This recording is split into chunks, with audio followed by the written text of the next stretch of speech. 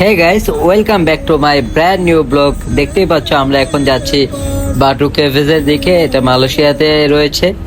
রাস্তাটা একদম সুন্দর, ছোট ছোট পাহাড় দিয়ে ঘেরা, একদম গ্রিনি পরিবেশ এভরিওয়ার।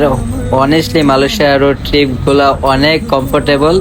আর এই পাহাড় ঘেরা রাস্তা দিয়ে যখন যাচ্ছি, পুরো সিনেমাটিক একটা ভাইব দিতেছে। যেমন একটা নেচারের মাঝে আমরা একটা আইকনিক প্লেসের দিকে চলে যাচ্ছি আস্তে আস্তে করে। আর ব্যাকগ্রাউন্ড মিউজিকটা তো বুঝতেই পারছেন আমরা কত ফিল নিয়ে যাচ্ছিলাম সেই বাটু ক্যাফেসের দিকে।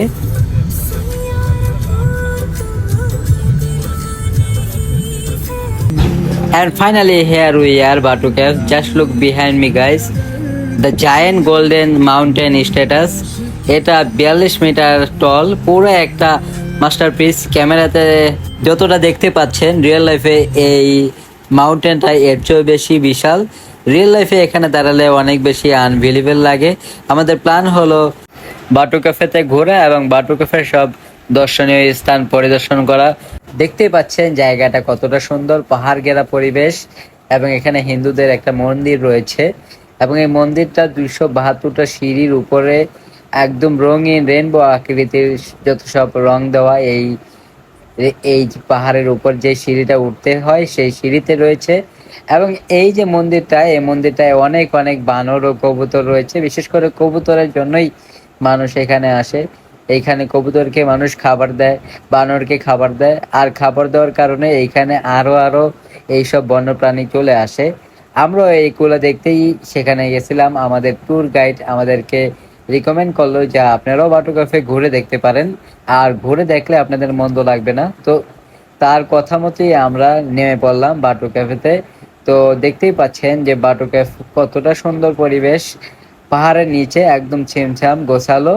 তো চারদিকে শুধু কবুতর আর বানর, বানর আর কবুতরের পুরো খেলায় চলছে। আর এখানে পাহাড়ের নিচে বিশাল আকৃতির একটা হিন্দুদের মূর্তি রয়েছে, যেটা হিন্দুরা বলতে পারবে নামটা। তার পাহাড়ের একদম উপরের চূড়ায় 272টা সিঁড়ি পার হওয়ার পরে রয়েছে হিন্দুদের যে মেইন মন্দিরটা, সেটা। এখানে আমার বোন কবুতরের সাথে একটা সিনেমাটিক ভিডিও মেকিং করতেছে। দেখতেই পাচ্ছেন কবুতরগুলো খুবই সুন্দর, এবং আপনি যদি দৌড় দেন তাও কবুতরগুলো একটু নড়ে না, যে আপনার পায়ের নিচে পড়ে যাওয়ার একটা শঙ্কা থেকে যায়। দেখতেই পাচ্ছেন এই 272টা রেইনবো আকৃতির সিঁড়ি দিয়ে মানুষ উপরে উঠছে। যারা হিন্দু ধর্মাবলম্বী ভাই বোনেরা আছে, যারা এইসব বিশ্বাস করে, তারা উপরে উঠছে।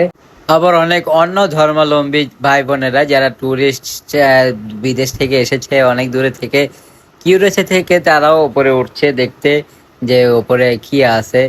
বাট আমরা এতটা উপরে উঠবার সাহস করলাম না, আর কেনই বা উঠবো, যেহেতু আমরা মুসলমান। তো আমরা ফুল ফ্যামিলি যখন মালয়েশিয়া, সিঙ্গাপুর, থাইল্যান্ড ট্যুরে ছিলাম, আপনাদের জন্য আমি দারুণ দারুণ ভিডিও মেকিং করেছি। আপনারা দেখতেই পাচ্ছেন আমি একটার পর একটা কন্টিনিউ আপনাদেরকে ব্লগ উপহার দিচ্ছি। আপনারা আমার ভিডিও দেখেন কিন্তু ওইভাবে রেসপন্স দেন না। আমি কিন্তু অনেক কষ্ট করে ভিডিও বানাই, এডিট করি, আর আপনাদের জন্য তা প্রেজেন্ট করি।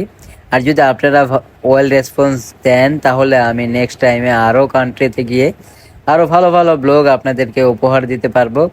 কিন্তু রেসপন্স যদি কন্টিনিউসলি না পাই, তাহলে অনেস্টলি আমার জন্য মোটিভেশন কমে যায়।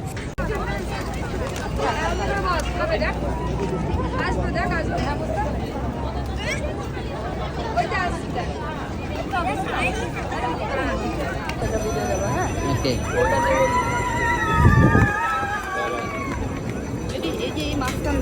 তো দেখতেই পাচ্ছেন মালয়েশিয়ার যে বাটু ক্যাফ, এই জায়গাটা কতটা সুন্দর, কতটা টুরিস্ট আছে। একদম পুরো টুরিস্টদের জন্য জমজমাট একটা জায়গা। এখানে আপনারা কখনো যদি মালয়েশিয়ার ভিজিটে আসেন, তাহলে অবশ্যই বাটু ক্যাফে এই স্পেসটায় আসবেন। এবং অনেক সুন্দর একটা জায়গা। বিশেষ করে শুধু এই জায়গাটা নয়, বাটু ক্যাফের জাস্ট এই মন্দিরটাই শুধু সুন্দর যে তা নয়, এর আশেপাশের রাস্তা থেকে শুরু করে সবকিছু, নেচার সব সুন্দর। আপনারা যদি বাটু ক্যাফে আসেন, এখানে অনেক মজার অ্যাক্টিভিটিস করতে পারবেন। প্রথমে কথা, একদম কালারফুল যে সিঁড়ি, এর সামনে ভিডিও বানাতে পারবেন টিকটক রিলসের জন্য, একদম পারফেক্ট স্পট। আর এখানে অনেক কবুতর ঘুরে বেড়ায়। ওরা একদম ক্যামেরা ফ্রেন্ডলি, ইজিলি ফটো বা ভিডিওতে ধরা দিতে পারে।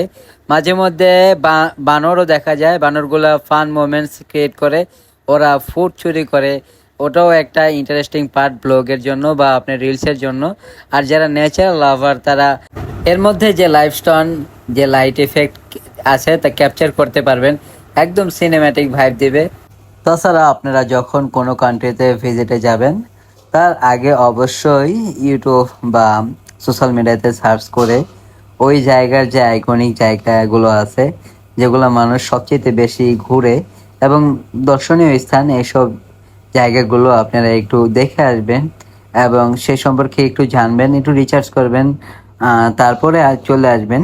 কারণ আগে থেকে একটু রিসার্চ করা থাকলে আপনারা যে ঘুরতে বেশি ভালো হয় এবং অতটা বেশি কষ্ট হয় না।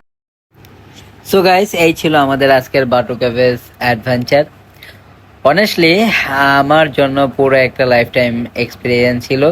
রাস্তার সুন্দর পাহাড় ঘেরা ভিউ, 272টা রঙিন সিঁড়ি উঠে গিয়ে জায়েন্ট মুরাগান স্ট্যাচু দেখা, এর মধ্যে ক্যাফের মাস্টারিয়াস ভাইব, এক কথায় জাস্ট আনফরগেটেবল।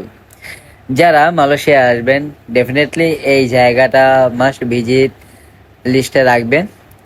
আর আমি চাই আপনারা আমার ব্লগ দেখবেন, এনজয় করবেন আর ফিডব্যাক দিবেন, বিকজ আপনাদের সাপোর্ট ছাড়া আমার কোনো জার্নি কমপ্লিট হয় না। নেক্সট ব্লগে আমি আরও নতুন একটা ইন্টারেস্টিং প্লেস নিয়ে চলে আসবো, ইনশাল্লাহ অনেক বড় একটা সারপ্রাইজ থাকবে। So stay tuned, keep supporting and don't forget to like, share and follow. Till then, take care everyone. This is Shaijul signing off from Batu Caves, Malaysia.